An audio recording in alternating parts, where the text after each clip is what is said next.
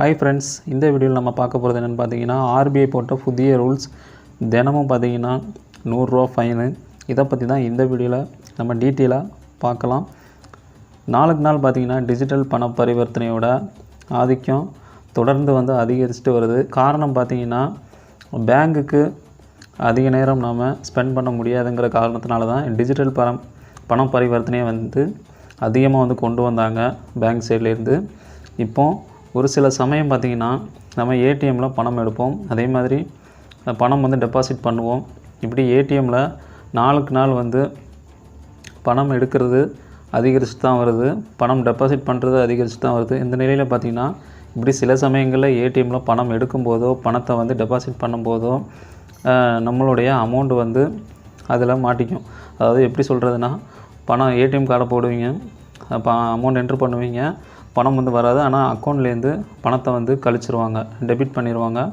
பணம் நீங்கள் போட போகிறீங்கன்னா, டெபாசிட் பண்ண போகிறீங்கன்னா உங்களுடைய பணம் டெபாசிட் பண்ணிடுவீங்க.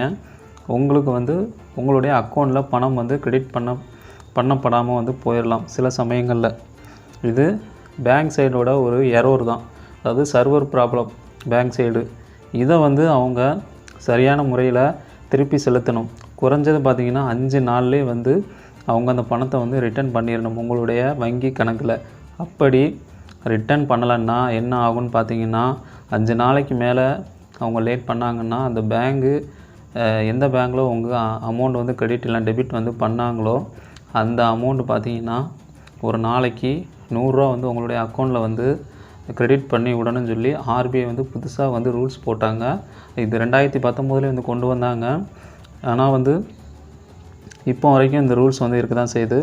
உங்களுக்கு நீங்கள் இந்த மாதிரி பிரச்சனைகளை இருந்தீங்கன்னா நீங்கள் ஆர்பிஐயில் கம்ப்ளைண்ட் பண்ணுங்கள். அதாவது உங்களுடைய பணம் டெபாசிட் பண்ணும்போதோ இல்லைனா ஏடிஎம்லேருந்து பணம் எடுக்கும்போதோ அந்த மாதிரி உங்களுடைய பணத்தை அக்கௌண்ட்லேருந்து கழிச்சாச்சு, ஆனால் உங்களுடைய அமௌண்ட்டை இன்னும் கிரெடிட் பண்ணி விடலை அப்படின்னா அது கண்டிப்பாக பார்த்தீங்கன்னா நீங்கள் அந்த பேங்க் சைடில் கம்ப்ளைண்ட் பண்ணிடணும். கம்ப்ளைண்ட் பண்ண நாள்லேருந்து 5 நாள் டைம் அந்த பேங்க்குக்கு.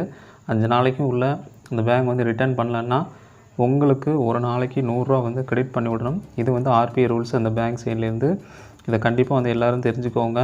ஸோ இனிமேல் இந்த மாதிரி தப்புகள் எதுவும் நடந்துச்சுன்னா தைரியமாக ஆர்பிஐயில் கம்ப்ளைண்ட் பண்ணுங்கள். கண்டிப்பாக அதுக்கான சொல்யூஷன் கொடுப்பாங்க அவங்க. ஸோ உங்களுடைய பிரச்சனைகளை சீக்கிரமாக சால்வ் பண்ணி கொடுத்துருவாங்க.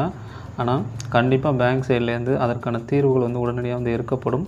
இல்லைனா உங்களுக்கு ஒரு நாளைக்கு 100 ரூபா ஃபைன் அவங்க தான் கட்டுவாங்க. ஸோ இந்த வீடியோ முடிஞ்ச வரைக்கும் எல்லாத்துக்கும் ஷேர் பண்ணுங்கள். ஸோ இந்த டீட்டெயில்ஸ் நிறைய பேர் தெரியாமல் இருப்பீங்க.